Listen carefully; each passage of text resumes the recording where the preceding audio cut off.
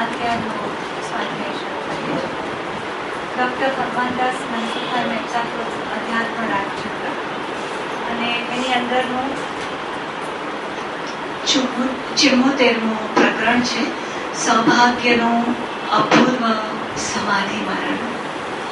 અને એનો બીજો ભાગ છે, અમર પત્રની રત્નત્રયી.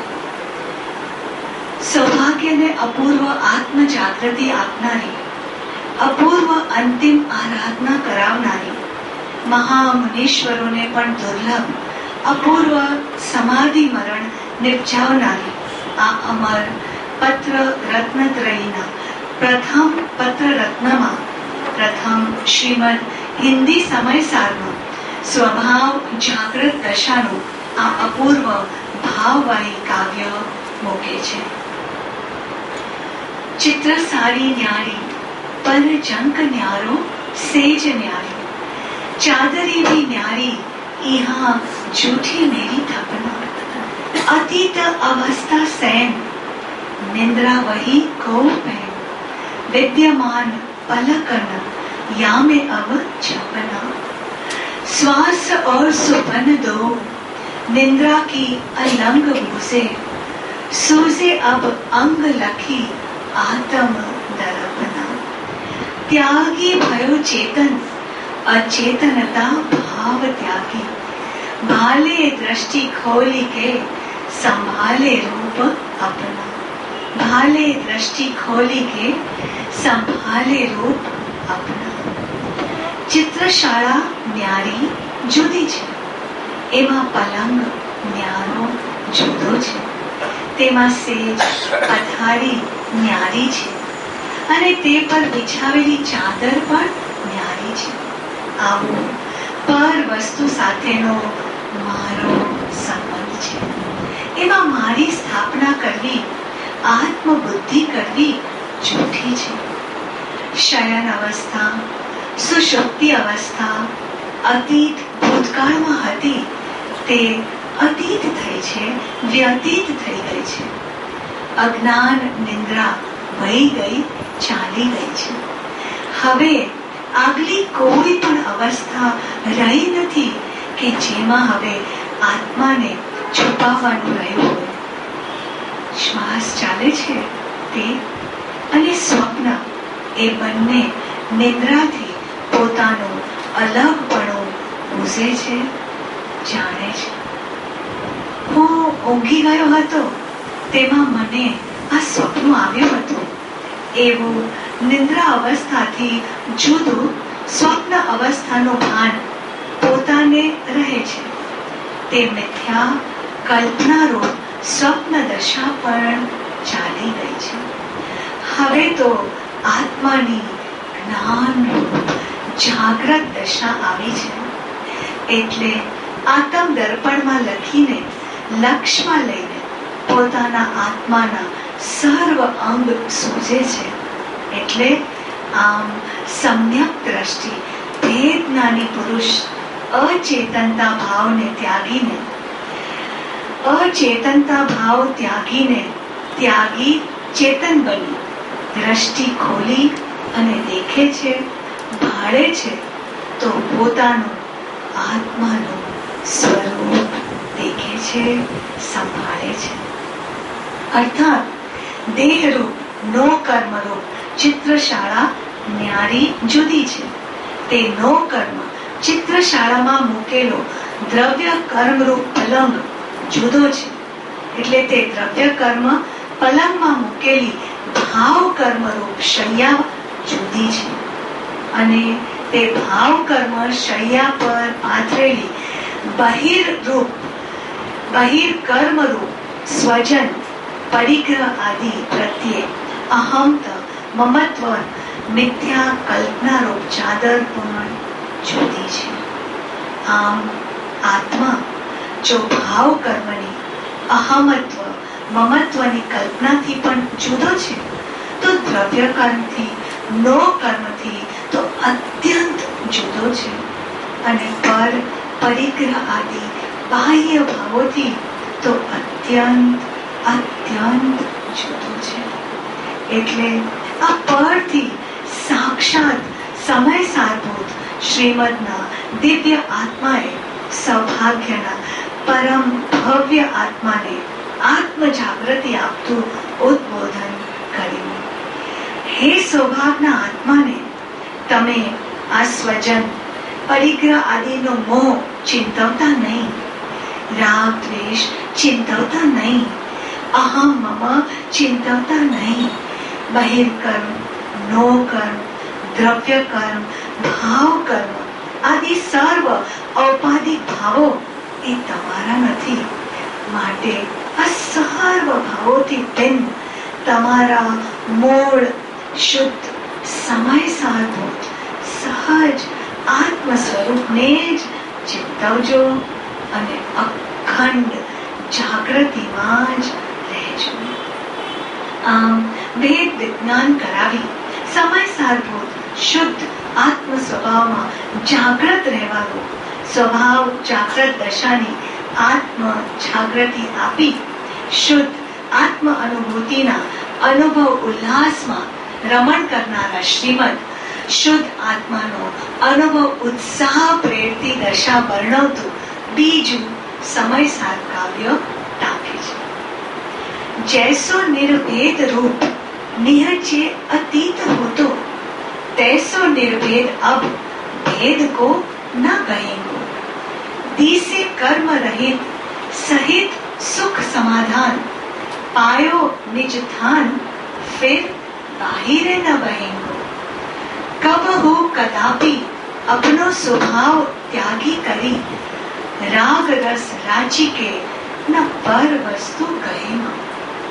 अमलान ज्ञान विद्यमान परगट भयो याही भांति अगम आगम अनंत काल रहेगो.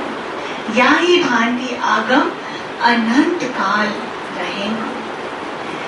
जीवो निश्चय थी निर्भेद अभेद आत्मा अतीत काले હતો તેવો નિર્ભેદ અભેદ હમણાં છે. તે હવે ભેદને ગ્રહશે નહીં. આ આત્મા કર્મ રહિત અને સુખ સમાધાન સુખ સમાધિ સહિત દિશે છે, પ્રગટ દેખાય છે, નિજ સ્થાનને પામ્યો છે અને હવે ફરી આત્માથી બહારમાં રહેશે નહીં.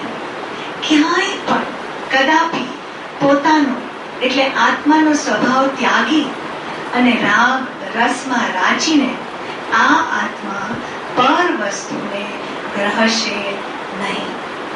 અમલાન જ્ઞાન સ્વરૂપ આ આત્મા વિદ્યમાન વર્તમાનમાં પ્રગટ અનુભવ પ્રત્યક્ષ થયો છે તે જ પ્રકારે આગામી એટલે ભાવિ અનંત કાળ રહેશે. આમ અનુભવ ઉત્સાહ દશામાં સૌભાગ્યને ઉત્સાહિત કરી સ્થિત પ્રજ્ઞ દશાને પામેલા શુદ્ધ આત્મ અનુભવ દશામાં સુસ્થિત થયેલા શ્રીમદ દ્રવ્યનો શુદ્ધ સ્વભાવ ઉત્કોષથી આત્મામાં સુસ્થિતિરૂપ સ્થિતિ દશા પ્રકાશતું ત્રીજું સમયસાર કાવ્ય અત્ર અવતારે છે. एक परिणाम के न करता दरब दोई, दोई परिणाम एक दरब न धरतु है. एक करतुती दोई दरब कब हो न करे, दोई करतुती एक दरब न करतु है.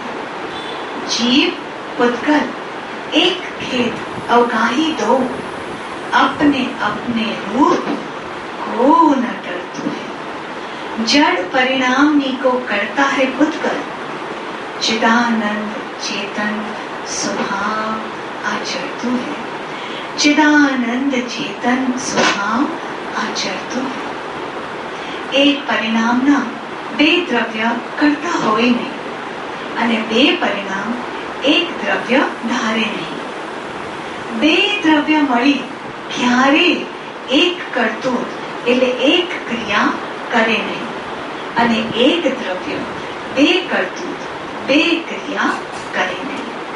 જીવ અને ભૂતગળ બંને એક ક્ષેત્ર અવગાહી છે, પણ તે બેમાંથી કોઈ પોતાનું રૂપ છોડે નહીં. જળ પરિણામનો કરતા ભૂતગળ છે અને ચિદાનંદ આત્મા સ્વભાવ આચરે છે. આમ સૌભાગભાઈને અપૂર્વ આત્મ જાગૃતિ આપતા આ 3 સમયસાર કવિતો આ પત્રના મથાળે ટાંકી સાક્ષાત સમયસારભૂત પ્રયોગ સિદ્ધ સમયસાર દશાને પામેલા જીવન મુક્ત શ્રીમદ સમયસારનું રહસ્ય સમજાવવાને સમર્થ પરમ અધિકારી સૌભાગ્યને જ આ પત્ર સંભળાવવાની અંબાલાલભાઈને ભલામણ કરે છે. શ્રી સૌભાગને વિચારને અર્થે આ કાગળ લખ્યું છે. તે હાલ શ્રી અંબાલાલે અથવા બીજા એક યોગ્ય મોક્ષોએ તેમને જ સંભળાવવા યોગ્ય છે એવી સ્પષ્ટ ભલામણ કરી સાક્ષાત જીવન મુક્ત દશાને પામેલા શ્રીમદ અત્ર અમૃત પત્રના અંતે સાક્ષાત મુક્ત દશાનો અનુભવ કરાવવાને સમર્થ આ મહાન અમૃત સૂત્રો પ્રકાશે છે. સર્વ અન્ય ભાવથી આત્મા રહિત છે. કેવળ એમ જેને અનુભવ વર્તે છે તે મુક્ત છે. બીજા સર્વ દ્રવ્યથી અસંગપણું, ક્ષેત્રથી અસંગપણું, કાળથી અસંગપણું અને ભાવથી અસંગપણું સર્વથા જેને વર્તે છે તે મુક્ત છે.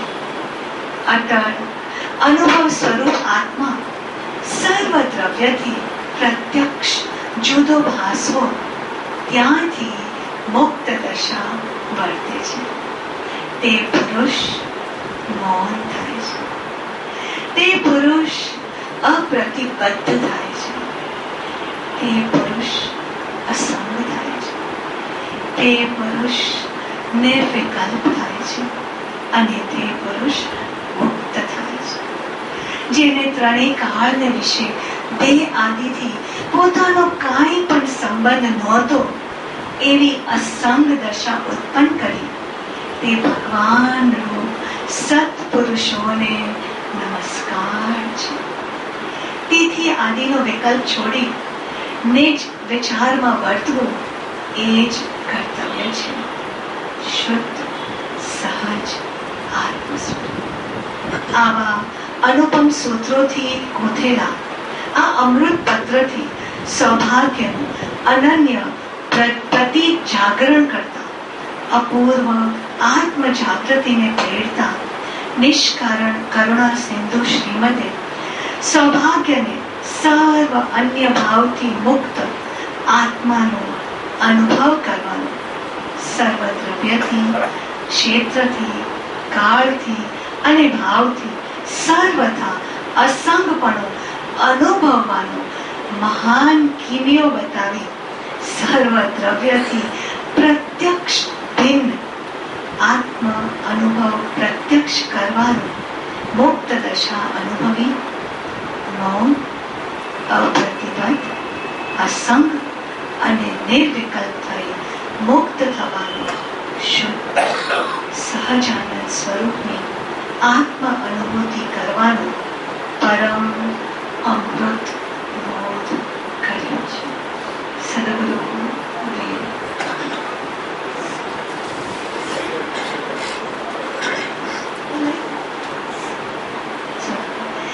આ પછી 1953 જેઠ સુદ 9 દિને લખેલ બીજા અમૃત પત્ર રત્નમાં શ્રીમદ જેને કોઈ પણ પ્રત્યે રાગ દ્વેષ રહ્યો નથી તે મહાત્માને વારંવાર નમસ્કાર એમ પત્રના મથાળે લખી પરમાર્થ સુરત સૌભાગ્યને સર્વત્ર રાગ દ્વેષ છોડવાનું માર્મિક આહ્વાન કરે છે અને પરમ ઉપકારી આત્માર્થી સરળતા આદિ ગુણ સંપન્ન શ્રી શ્રી સૌભાગ્યને આવા ગુણ નિષ્પન્ન વિશેષણોથી સંબોધી દેહ આદિથી પરમ વૈરાગ્ય ઉપજાવે એવો પરમ બોધ ઉદ્બોધે છે.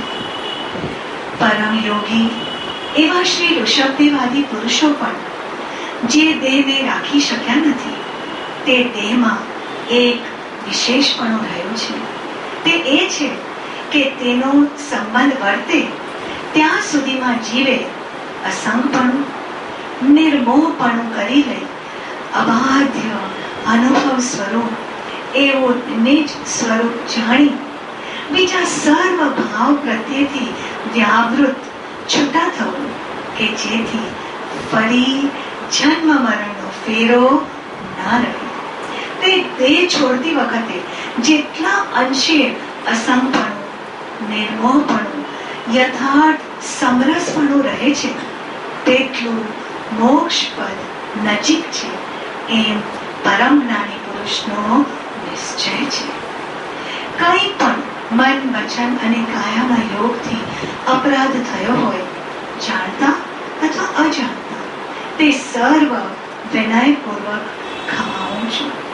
ઘણા નમ્ર ભાવથી ખમાવું છું. આ દેહે કરવા યોગ્ય તો એક જ છે કે કોઈ પ્રત્યે રાગ અથવા કોઈ પ્રત્યે કિંચિત માત્ર દ્વેષ ન રહે. સર્વત્ર સમદશા વર્તે એ જ કલ્યાણનો મુખ્ય નિશ્ચય છે. દીર્ઘકાળના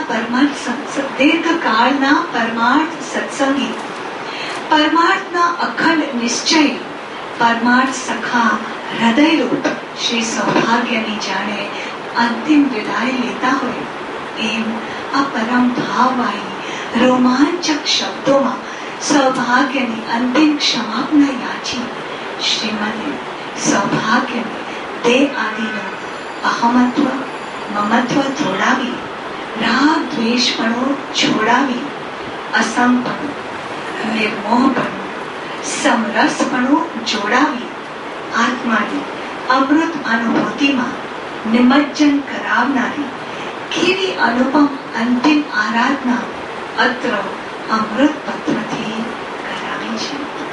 ખરેખર બિંદુમાં સિંધુ સમાવ્યું હોય એવી આ અમૃત પત્ર રત્નત્રયીમાં અંતિમ આરાધના કરાવતું જે જીવતું જાગતું જ્વલંત ચિત્ર અમૃત અનુભવ સિંધુ શ્રીમદે આલેખ્યું છે તેની જોડી પ્રાય સમસ્ત વાંગ્મયમાં પણ ગોતે જડવી દુર્લભ છે.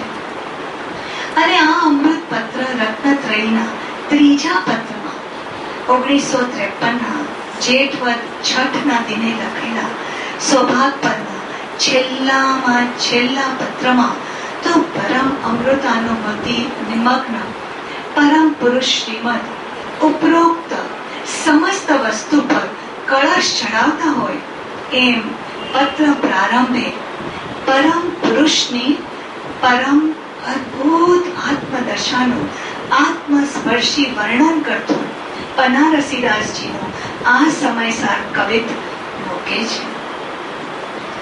किच सो कनक जाके नीच सो नरेश पर मीच सो मिताई गरवाई जाके गारसी जह रसी जोग जाती कह रसी करामती हा रसी हौस पुद्गल छवि छारसी जाल सो जग विलास भाल सो भुवनवास काल सो कुटुंब काज लोक लाज लारसी सीत सो सुजस जाने बीट सो बखत माने ऐसी जाकी रीति ताही बंदत बनारसी ऐसी जाकी रीति ताही बंदत बनारसी.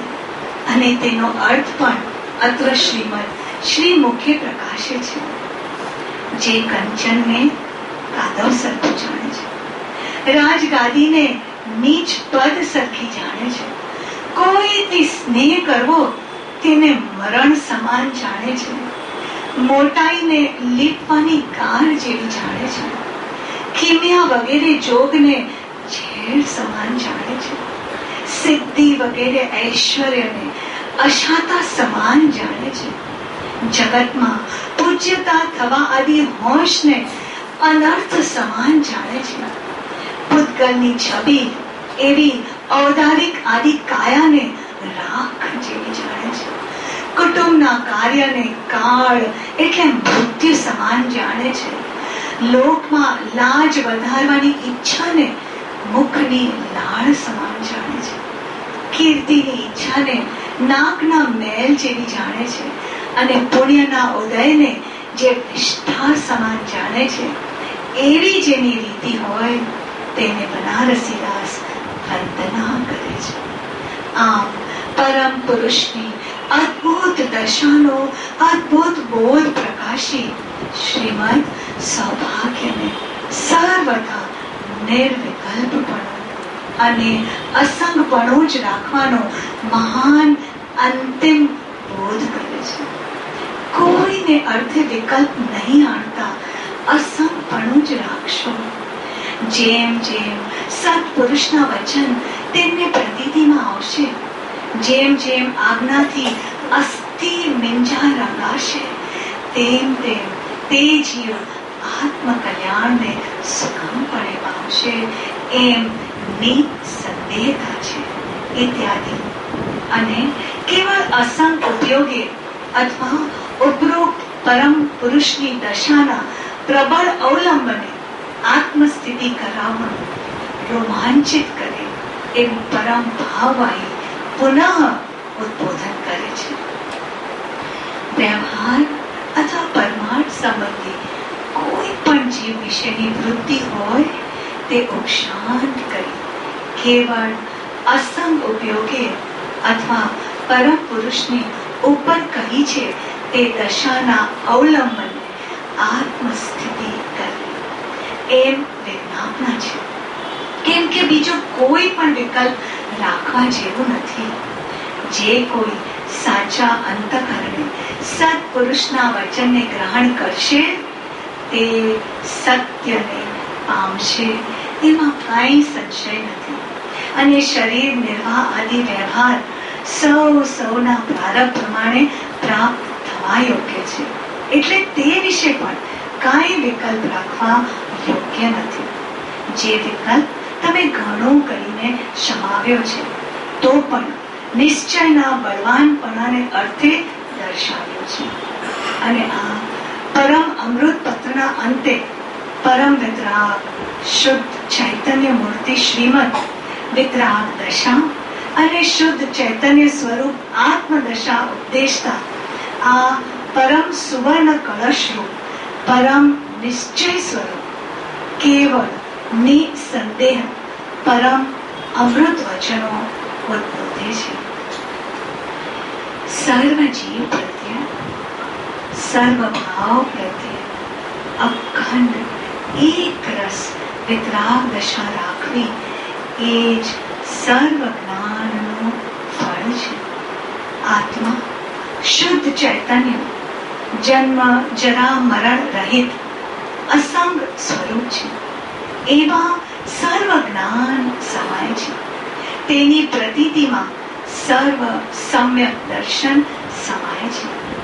આત્માને અસંગ સ્વરૂપે સ્વભાવ દશા રહે તે સમ્યક ચારિત્ર ઉત્કૃષ્ટ સંયમ અને વિતરાગ દશા છે. જેના સંપૂર્ણપણાનું ફળ સર્વ દુઃખનો ક્ષય છે. એ કેવળ નિસંદેહ છે, કેવળ નિસંદેહ છે. આવી શુદ્ધ ચૈતન્ય સ્વરૂપ અસંગ આત્મામાં સમાતી અદ્ભુત રત્નદ્રયનો ઉદ્બોધ કરનારી સૌભાગ્યને અંતિમ આરાધના કરાવતી આવી અદ્ભુત છે શ્રીમદની આ પરમ અમૃત પત્ર રત્ન. સદગુરુ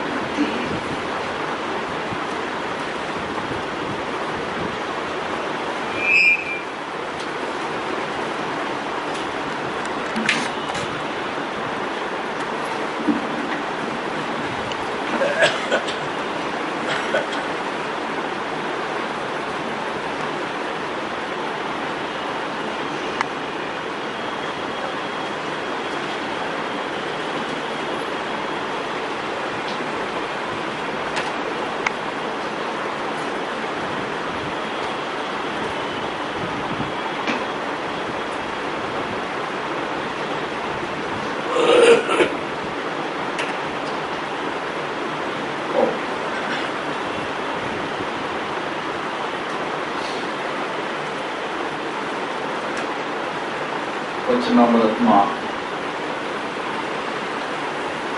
પરમ કૃપાળુદેવ કે જે આપણે કહીએ કે 45 આદમના બોધથી ભરેલું છે અને એ પરમ કૃપાળુદેવે જે સ્વભાવભાઈનું આધ્યાત્મિક ઘડતર કર્યું અને ઘડતર કરતા કરતા કરતા જે અત્યારના પત્ર રત્નત્રયી એટલે 779, 80 અને 81 આજે 3 પત્રો આપણે જોયા જેમાં એની અંતિમ દશા વખતનો કૃપાળુદેવનો બોધ અને એ બોધ સૌભાગભાઈએ ચરિતાર્થ કરી અને પોતાના આત્મ સ્વરૂપની પ્રાપ્તિ કરી. એટલે એ પત્રો તો જાણે કે શિર મોરને એવા જોરદાર પત્રો છે. આપણે એ આધ્યાત્મ રાજચંદ્રમાંથી જે આપણો અહીંનો ક્રમ ચાલે છે એ ક્રમની અંદર એ ચેપ્ટરનો પહેલો ભાગ લેવાયેલો હતો, બીજો ભાગ લીધો અને હજી ત્રીજો ભાગ બાકી છે. હવે જે આપણે શ્રીમદ રાજચંદ્ર વચનામૃતમાંથી જે ક્રમથી પત્રો લઈએ છીએ પત્ર નંબર 437. આમ 436 એનું અનુસંધાન આપણે કરવા માટે થઈને ફરીથી લઈએ કે જે આત્માના 7 લક્ષણો સમતા, રમતા, વૃદ્ધતા, જ્ઞાયકતા, શુભભાસ, વેદકતા, ચૈતન્યતા, એ સબ જીવ વિલાસ. તો કૃપાળુદેવે આ 436મો પત્ર એની અંદર આ કડી પ્રથમ જણાવી અને આ પત્ર મુંબઈથી ચૈત્ર સુદ એકમ 1949ની સાલમાં એમને લખ્યો. તો હવે આ કડી લખ્યા પછી કૃપાળુદેવ જણાવે છે કે જે તીર્થંકર દેવે સ્વરૂપસ્થ આત્માપણે થઈ વક્તવ્યપણે જે પ્રકારે તે આત્મા કહી શકાય તે પ્રમાણે અત્યંત યથાસ્થિત ગયો છે તે તીર્થંકરને બીજી સર્વ પ્રકારની અપેક્ષાનો ત્યાગ કરી અને નમસ્કાર કરીએ છીએ.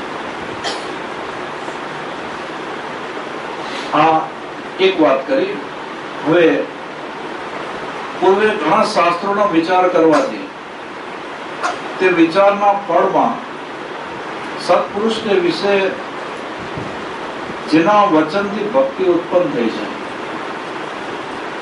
તે તીર્થંકરના વચનને નમસ્કાર કરીએ છીએ. તો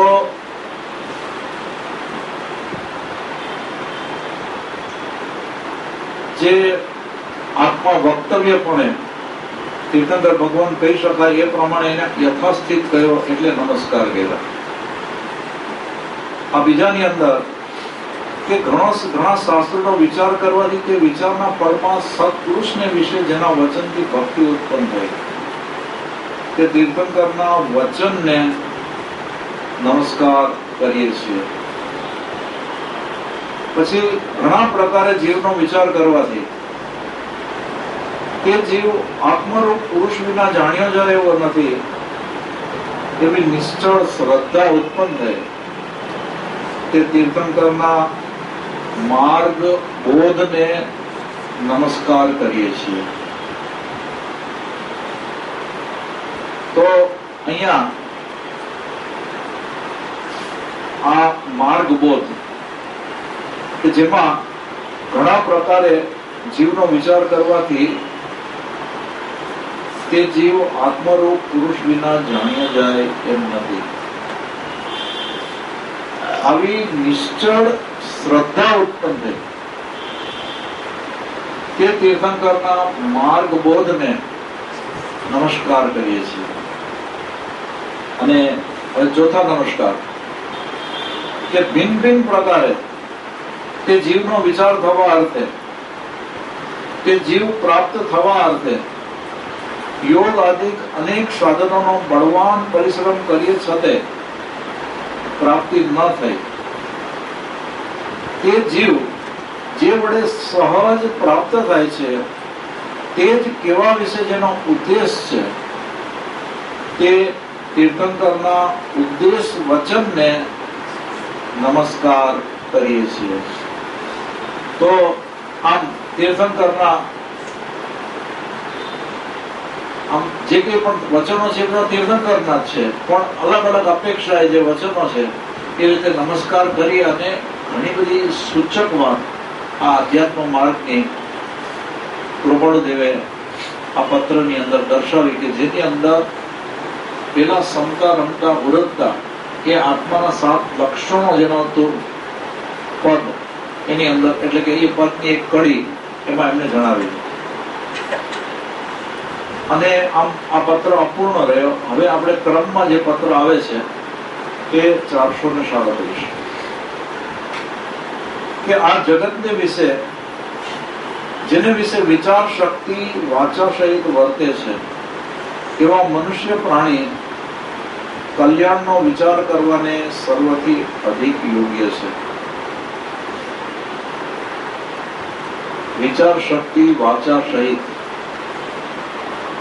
પ્રાપ્ત થઈ એવો મનુષ્ય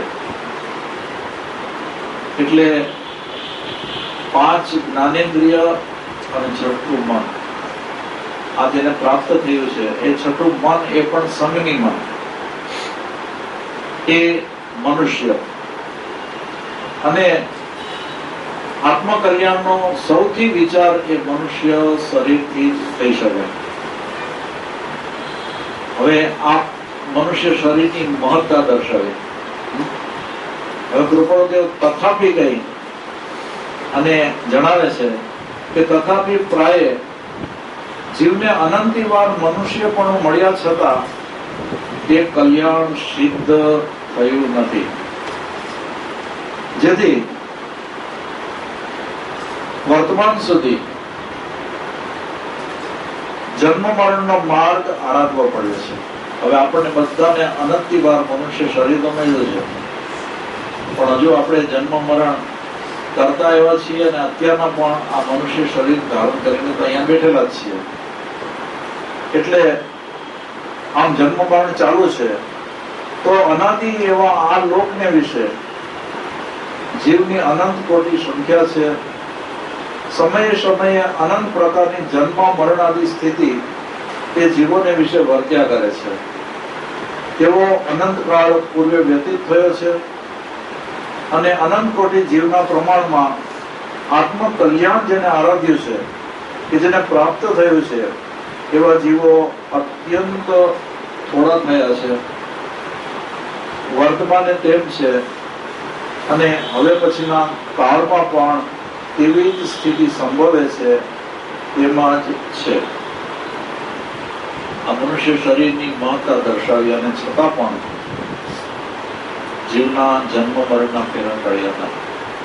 કેમ કે એને અનંતી વાર મનુષ્ય ભાવ મળ્યો છતાં જન્મ મરણના ફેરા ટળ્યા નથી. અને એવા અનંત જીવ છે અને એમાં ખરેખર આરાધના કરી શક્યા હોય એવા બહુ જ ઓછા જીવો, ઘણા ઓછા જીવો. એટલે એવા અત્યંત થોડા જીવો કે જેને પોતાનું કલ્યાણ સાધેલું હોય, વર્તમાનમાં પણ બહુ જ થોડા જીવો પોતાનું કલ્યાણ સાધી શકશે, સાધી રહ્યા છે. અને હવે પછીના કાળમાં પણ એવી જ સ્થિતિ છે તેમ છે. અર્થાત કલ્યાણની પ્રાપ્તિ જીવને ત્રણેય કાળને વિશે અત્યંત દુર્લભ છે.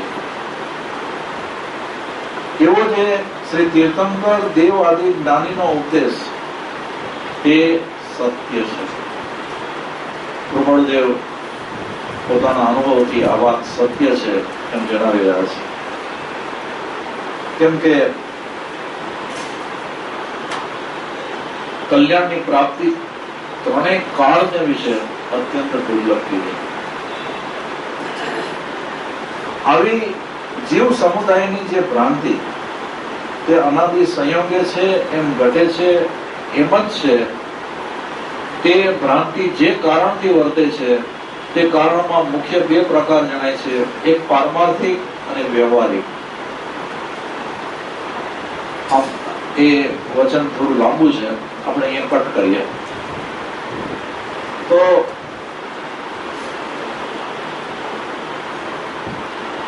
આવી રીતે અનાદિ એટલે કે અનંત એવા જે જીવો છે એની અંદર કલ્યાણની પ્રાપ્તિ કરેલી હોય એવા ઓછા, કરી રહ્યા હોય એવા પણ બહુ જ ઓછા, અને ભવિષ્યમાં કરશે એવા પણ બહુ ઓછા. આનું શું કારણ? આમ કેમ? તો કે જીવ સમુદાયની જે ભ્રાંતિ એ અનાદિ સંયોગે છે, એમ ઘટે છે અને એમ જ છે. તો આ ભ્રાંતિ દરેક જીવોની જે ભ્રાંતિ, શું ભ્રાંતિ? તો કે પોતે જે શરીર ધારણ કર્યું તે શરીર એ જ હું, શરીર એ જ આત્મા. પછી ચારે ગતિ અથવા તો 84 લાખ જીવાયોનું જે પણ શરીર જીવે ધારણ કર્યું તે શરીરમાં મારા પણ અનુભવ થઈ જાય છે.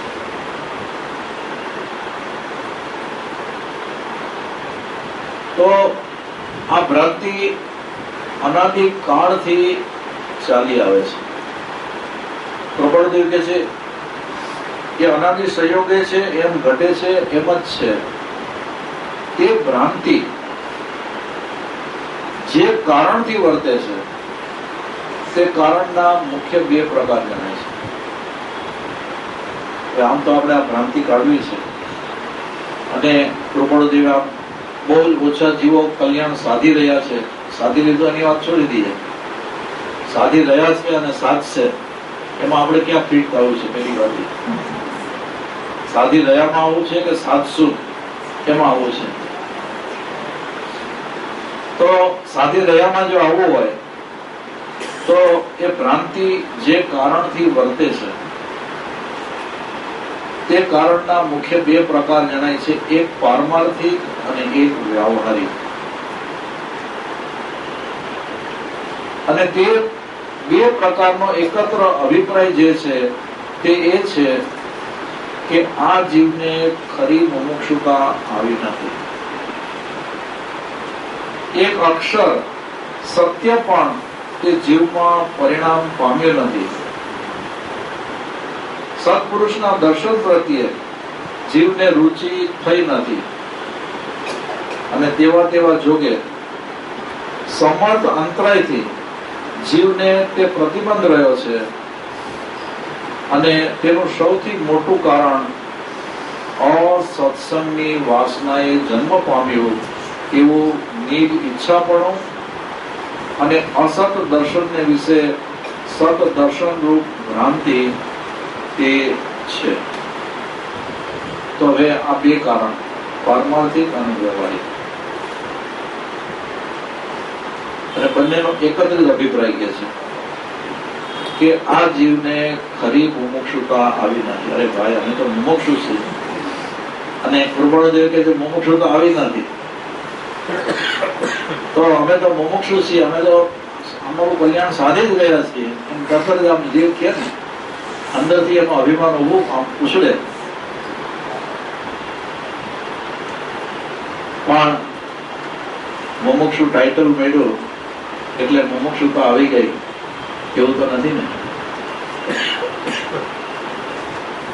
તો પ્રબળદેવે તો મુમુક્ષુ કોને કેવો એને માટે થઈને વચનામૃતની અંદર અલગ અલગ જગ્યાએ અલગ અલગ વાતો જણાવેલી છે કે મુમુક્ષુ હોય એને છૂટવા સિવાયની બીજી કોઈ ઈચ્છા જ ન હોય.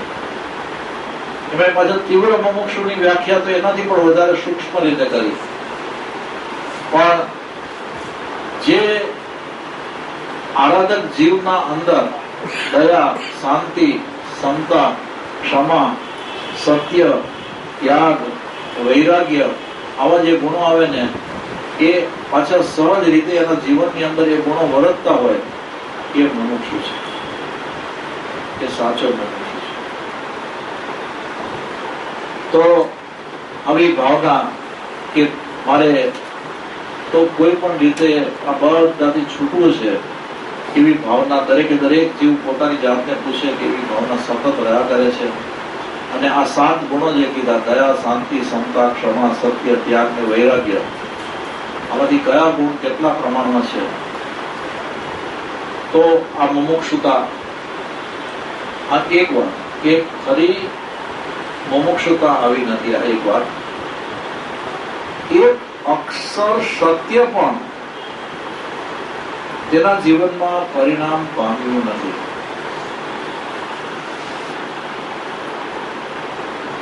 એક અક્ષર પણ સત્ય. તો હવે જ્ઞાની પુરુષ એમ કહે કે ભાઈ તારામાં વૈરાગ્ય હોવો જોઈએ, તો એના જીવનની અંદર પરિણામન થઈ અને વૈરાગ્ય ભાવ જાગવો જ જોઈએ. આ પરિણામ આમ અંદરથી તીવ્ર તૃષ્ણા અને કામના હોય અને ચંપલ વગર ચાલતો હોય અને એમ કે મને વૈરાગ્ય છે, તો એ તૃષ્ણા કામના હોય તો એ પછી ભલે ને ઓછા કપડા પહેરે કે ચપ્પલ વગર ચાલે, એનાથી એનું કઈ વળવાનું નથી. હકીકતની અંદર મહાપુરુષો જે બોધ આપે એનું પરિણામ પોતાના જીવનની અંદર થવું જોઈએ. આમ કૃપાળુદેવે તો જનરલી સામાન્ય રીતે બધા જ જીવોને લક્ષ્યમાં રાખી અને આ વાત કરી છે કે જેનાથી એને એમ કીધું કે એક અક્ષર સત્ય પણ તે જીવમાં પરિણામ પામ્યું નથી. પછી સત્પુરુષના દર્શન પ્રત્યે જીવને રુચિ થઈ નથી. આ ત્રીજી વાત કરી. કેમ કે આમ હકીકતની અંદર આપણે આગળનો જે પત્ર જે લીધો કે જેની અંદર કૃપાળુદેવે તીર્થંકર ભગવાનને 4 વખત નમસ્કાર કર્યા, એમાં કેટલી બધી વાત તો અંદર સમાવેશ પામેલી. તો આમ જેને કીધું કે જે માર્ગ જેની અંદર રહેલો છે, એક જ્ઞાની પુરુષ કે જેની અંદર માર્ગ રહેલો છે, તો એ માર્ગ જો પ્રાપ્ત જીવે કરેલો હોય તો એના અંતઃકરણની અંદર એવી ભક્તિ જાગવી જોઈએ. પણ જીવને એવી રુચિ કેટલા પ્રમાણમાં હતો તો કેવી, એનો વિચાર કરવો જોઈએ. આમ તેવા જોગે સમર્થ અંતરાય જીવને તે પ્રતિબંધ, તેવા જોગે સમર્થ અંતરાયથી જીવને તે પ્રતિબંધ રહ્યો છે. અને આમ જે આપણે ઉપરથી વાતચીત કરીને એમાં બધા અંતરાય અને એનો પ્રતિબંધ જીવને રહ્યા કરતો હોય છે. અને તેનું સૌથી મોટું કારણ અસત્સંગની વાસનાએ જન્મ પામ્યું તેવું નિજ ઈચ્છાપણું અને અસત દર્શનને વિશે સત દર્શનરૂપ ભ્રાંતિ એ છે. આમ જેને કહીએ ને કે આ અનંતાનુબંધીમાં સમાવેશ પામેલી આ વાત છે કે અનાદિકાળથી જીવને જે 3 સત છે, સતદેવ, સતગુરુ અને સતધર્મ, એ પ્રત્યે વિમુખ ભાવ છે. અને જે અસત છે એના એ તરફ આકર્ષિત છે, એની સન્મુખ થયેલો છે. એના શરણમાં રહી અને આરાધન કરી અને માને છે કે આ અસત એટલે છે અસત, પણ એમ માને છે કે આ જ સત છે, અને જે સત છે એને અસત જ માને છે.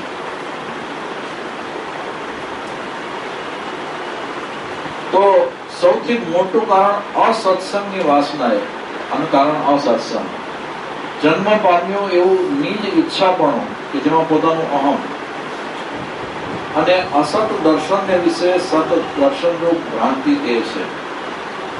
અને હવે કૃપાળુદેવ અલગ અલગ દર્શનની જે અલગ અલગ માન્યતાઓ છે એ જણાવે છે. કે જે ચાર્વાક દર્શન છે એ શું કે છે? આત્મા નામનો કોઈ પદાર્થ નથી, એવો એક અભિપ્રાય ધરાવે છે. પછી આત્મા નામનો પદાર્થ સંયોગિક છે એવો અભિપ્રાય કોઈ બીજા દર્શનનો સમુદાય સ્વીકારે છે કે આ દેહ અને આત્મા બંને, એટલે કે પૃથ્વી, પાણી, જળ, વાયુ, અગ્નિ એના મિશ્રણથી આ શરીરની પ્રાપ્તિ થઈ અને એ જ આત્મા. પછી આત્મા દેહ સ્થિતિ રૂપ છે, દેહની સ્થિતિ પછી નથી એવો અભિપ્રાય કોઈ બીજા દર્શનમાં છે. આ શરીર છે ત્યાં સુધી આત્મા છે, શરીરનું મૃત્યુ એટલે પછી આત્મા નથી. આત્મા અણુ છે, આત્મા સર્વવ્યાપક છે, આત્મા શૂન્ય છે, આત્મા સાકાર છે, આત્મા પ્રકાશરૂપ છે, આત્મા સ્વતંત્ર નથી, આત્મા કરતા નથી, આત્મા કરતા છે ભોગતા નથી, આત્મા કરતા પણ નથી અને ભોગતા પણ નથી. આત્મા આત્મા કરતા નથી અને ભોગતા છે, અને આત્મા કરતા પણ નથી અને ભોગતા પણ નથી. તો વળી એક દર્શનની માન્યતા કે આત્મા જળ છે, તો વળી કોઈ માન્યતા કે આત્મા કૃત્રિમ છે. એ આદિ અનંત નહીં જેના થઈ શકે છે એવા અભિપ્રાયની ભ્રાંતિનું કારણ એવું અસત દર્શન. તે આરાધવાથી પૂર્વે આ જીવે પોતાનું સ્વરૂપ તે જેમ છે તેમ જાણ્યું નથી. આ બધા કારણ અનાદિકાળથી બધા કારણમાં આપણે ક્યાંય ને ક્યાંય અટવાયેલા હતા. અને હવે તો કદાચ ખૂબ ખૂબ પૂર્વ ભવના પણ એવું આરાધન અને એવા સંસ્કાર કે કમસે કમ આ વસ્તુનો ખ્યાલ આવ્યો અને સત્ય વાત જીવ ગ્રહણ કરી શકે. તો તે ઉપર જણાવ્યા એકાંત અયથાર્થ પદે તે ઉપર જણાવ્યા એકાંત અયથાર્થ પદે જાણી આત્માને વિશે અથવા આત્માને નામે ઈશ્વર આદિને વિશે પૂર્વે જીવે આગ્રહ કર્યો છે.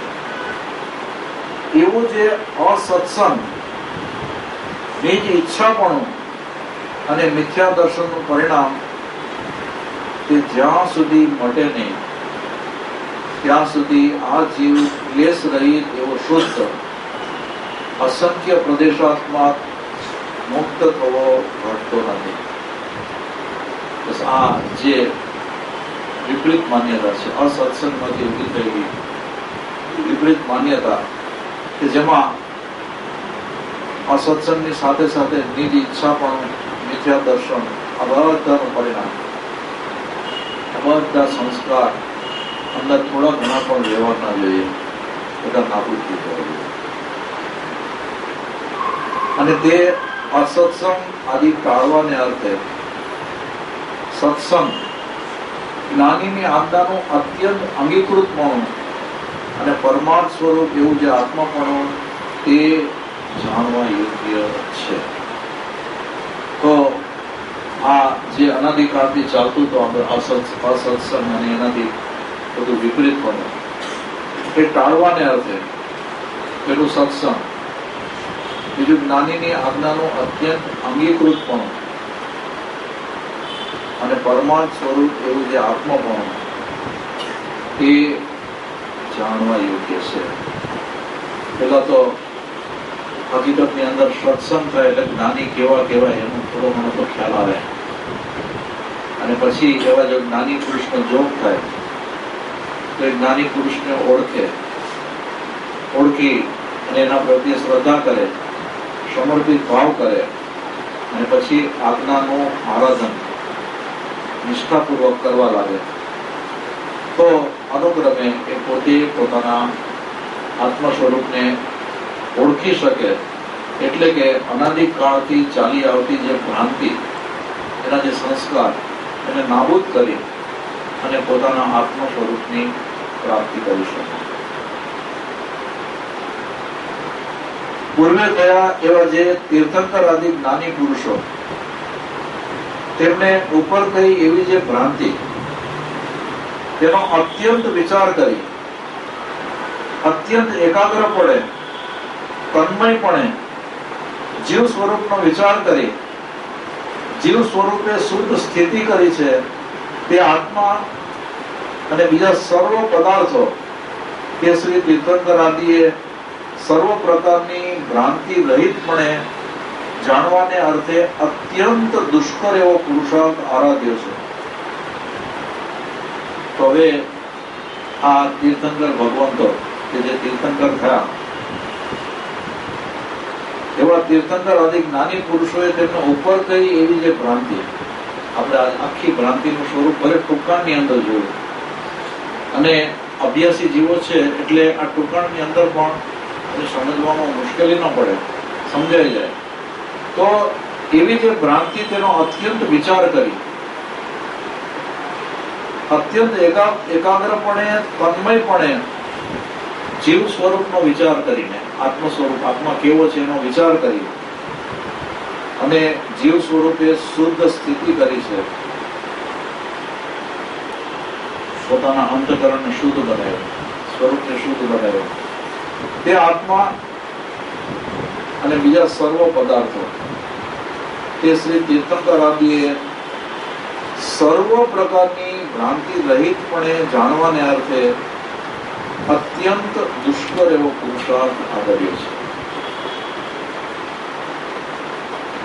પછી આત્માને એક પણ અણુના આહાર પરિણામથી અનન્ય ભિન્ન કરી આ દેહને વિશે સ્પષ્ટ એવો અનાહારી આત્મા સ્વરૂપથી જીવનાર એવો જોયો છે. તે જોનાર એવા જે તીર્થંકર આદિ જ્ઞાની પોતે જ શુદ્ધ આત્મા છે, તો ત્યાં ભિન્નપણે જોવાનું કેવું, જો કે ઘટતું નથી, તથાપી વાણી ધર્મે એમ કહ્યું છે.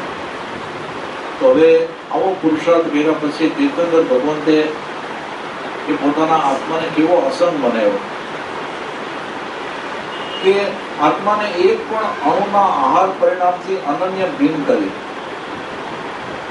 અને આ દેહને વિશે સ્પષ્ટ એવો અનાહારી આત્મા સ્વરૂપથી જીવનાર છે. આપણને તો એક ટાઈમ ખાવાનું ન મળે તો શું થાય? એમ થાય ને ભાઈ આ શરીર આજે એક ટાઈમ ખાધું નથી, નબળાઈ આવી જશે, ભાઈ તકલીફ પડી જશે. તો શરીર અને એનું બંધારણ છે, એ બંધારણ ટાંકવા માટે તેને આ હવા છે, ખોરાક છે, એ બધું જરૂરી છે. અને હકીકતની અંદર એ શરીર ટકવાનું કારણ એ બધું છે, પણ શરીર જુદો છે, આત્મા જુદો છે. શરીરને ખોરાકની જરૂર છે, આત્માને એવા કોઈ બાહ્ય ખોરાક એટલે કે કોઈ પણ બાહ્ય પદાર્થ રૂપ ખોરાક, એક અણુ જેટલો પણ નાનકડો એવો ખોરાકની આત્માને જરૂરત નથી.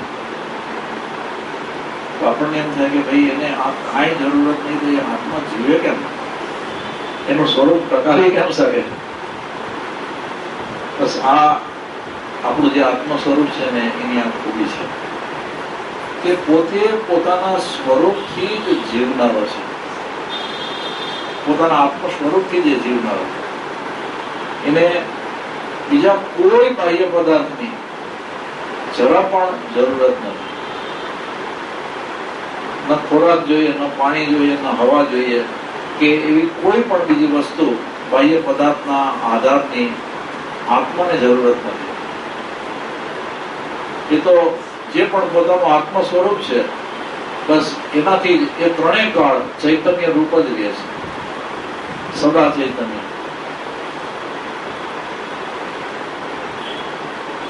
તો તીર્થંકર ભગવંતે આવો સ્વરૂપથી જીવનાર એવો આત્મા જોયો.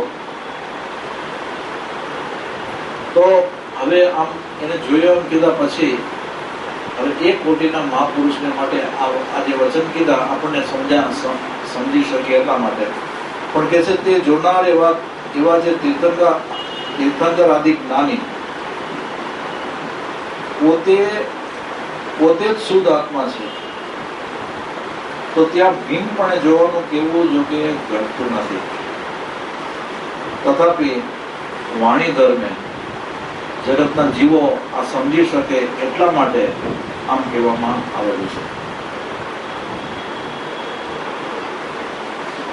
એવો જે અનંત પ્રકારે વિચારીને પણ જાણવા યોગ્ય ચૈતન્ય ઘન જીવ તે બે પ્રકારે તીર્થંકરે કહ્યો છે કે જે સત્પુરુષથી જાણી વિચારી સત્કારી જીવ પોતે તે સ્વરૂપને વિશે સ્થિતિ કરે.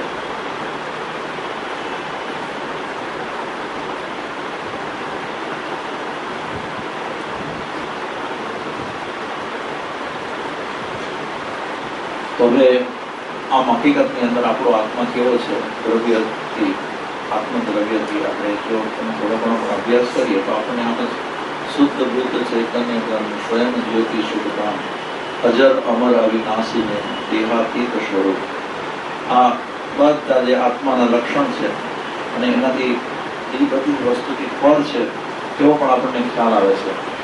એવો જે અનંત પ્રકારે વિચારીને પણ જાણવા યોગ્ય ચૈતન્ય ઘન જીવ એ બે પ્રકારે તીર્થંકરે કહ્યો છે. અને એ બે પ્રકારે કયો છે એટલે આપણે આમાં કહ્યું ને કે એક વ્યવહારિક અને એક પારમાર્થિક. એ બે પ્રકારે કયો છે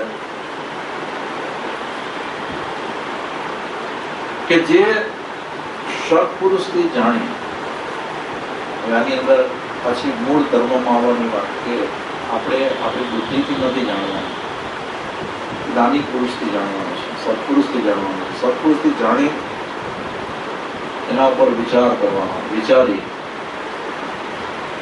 સત્કારી એ જે પણ વાત કહેવામાં આવેલી છે એ એકદમ યોગ્ય છે, યથાર્થ છે.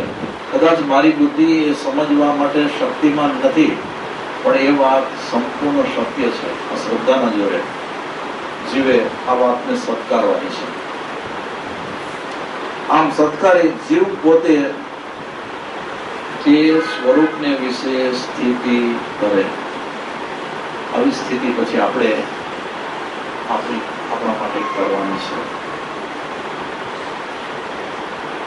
તો પદાર્થ માત્ર તીર્થંકર આદિ જ્ઞાનીઓએ વક્તવ્ય અને અવક્તવ્ય એવા બે વ્યવહાર ધર્મ વાળા માન્યા છે. વક્તવ્ય એટલે કે વાણી દ્વારા જણાવી શકાય એવો આત્માની ઘણી બધી વાતો કે જે વાણી દ્વારા જણાવી શકાય એ તો મહાત્મા પુરુષો જણાવતા હોય, પણ એ આત્માની ઘણી બધી વાતો એવી હોય કે એ વાણી દ્વારા એ યથાતથ્ય રીતે વ્યક્ત કરી શકાય જ. એ તો અનુભવથી જ ખ્યાલ આવે. એટલે બે વ્યવહાર ધર્મ વાળા વક્તવ્ય અને અવક્તવ્ય, એમાં અવક્તવ્ય પણ જે છે તે અહીં અવક્તવ્ય જ છે. એટલે અહીંયા તો પછી કેવી રીતે રૂપડ જેવી વાત જણાવી શકે એટલે એને અવક્તવ્ય જ રાખ્યું. વક્તવ્ય પણ જે જીવ ધર્મ છે તે સર્વ પ્રકારે તીર્થંકર આદિ એવા સમર્થ છે. જે વક્તવ્ય છે બધી રીતે કહેવાનું સમર્થ છે, એટલી એનામાં શક્તિ છે. અને તે માત્ર જીવના વિશુદ્ધ પરિણામે અથવા સત્પુરુષે કરીને જણાય એવો જીવ ધર્મ છે. હવે આજે તીર્થંકર ભગવંતે જે પણ કીધું ને એ આપણે જેમ જેમ આપણું અંતઃકરણ શુદ્ધ બનતું જાય ને એમ આપણે એ વાત સમજી શકીએ, આપણે વાત ગ્રહણ કરી શકીએ.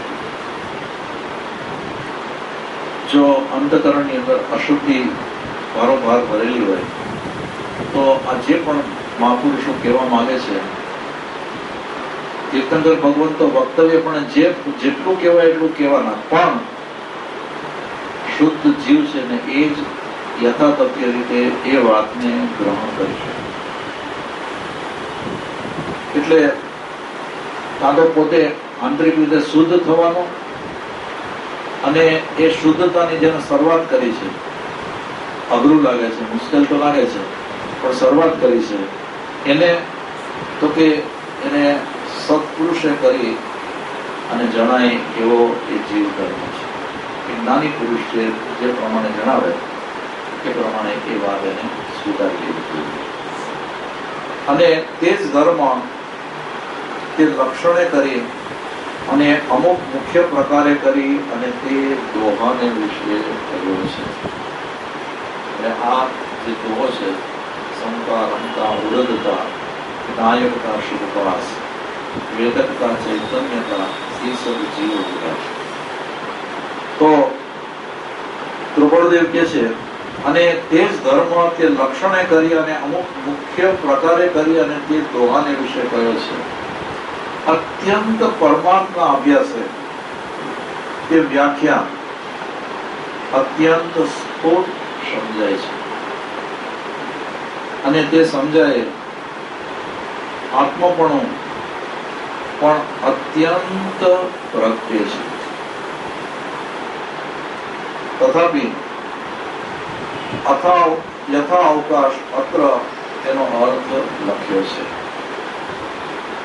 આમ જેને કહીએ ને કે જેને ખરેખર આત્મ સ્વરૂપ પ્રાપ્ત કરવો છે, આત્મ સ્વરૂપ પ્રાપ્ત કરવું છે, એ સ્વરૂપ પ્રાપ્ત કરવા માટે થઈને જે સાધનો જોઈએ એ બધા સાધનો મળેલા છે. અને જીવે પોતાની યોગ્યતા અને આંતરિક શુદ્ધિ લાવવાની છે, એ બધું એને કરવાનું છે. એટલું જ નહીં, પણ નાની પુરુષની આજ્ઞા એ બરાબર યથાતથ્ય રીતે પુરુષાર્થ એને કરવાનો છે. એને એના માટે કહે છે કે અત્યંત પરમાર્થના અભ્યાસે તે વ્યાખ્યા અત્યંત સ્ફૂટ સમજાય છે. અને તે સમજાય આત્મપણું પણ અત્યંત પ્રગટે છે, એટલે કે આત્માની ઓળખાણ થાય છે. તથાપિ એમ કહી અને યથા અવકાશ એનો અર્થ જે હવે એના પછીના પત્રની અંદર દ્રૌપદદેવે અર્થ લખેલો છે. પણ હવે વિચારો કે જે મુમુક્ષુ કે જેને માર્ગ ગ્રહણ કર્યો, સત્ય માર્ગ ગ્રહણ કર્યો, અને એ સત્ય માર્ગ ગ્રહણ કરતા એને પોતાની ભૂમિકા તૈયાર કરી. ભૂમિકા તૈયાર કર્યા પછી ગુરુ કૃપાએ અંતર્મુક્તાનો માર્ગ એને પ્રાપ્ત કર્યો, ધ્યાન કરવા લાગ્યો. આવો ધ્યાન કરતો જે જીવ છે એને પછી તો પ્રથમ એનો પુરુષાર્થ મનની સ્થિરતા, અને એ સ્થિરતા વધારતા વધારતા વધારતા વધારતા એ એટલો બધો સ્થિર બની ગયો મનથી કે એના અંદરના જે પરિણામો છે બધા સ્થિર થવા માંડ્યા. જ્યારે આવા પરિણામ આવે અને એવે વખતે આ સાતે સાત લક્ષણોમાંથી કોઈ પણ એક એક લક્ષણોનું ચિંતન એ ધ્યાનમાં કરે, બધું યોગ્ય હોય, યથાયોગ્ય હોય, તો આ બધું બરાબર સમજાયા પછી આત્મપણું અત્યંત પ્રગટે છે, આત્મ પ્રગટ થાય છે. એવી આ વાત છે. તો આ રીતે આપણે આ 437મો પત્ર પૂરો કર્યો. એના સ્વાધ્યાય આપણે કરીએ છીએ. સદગુરુ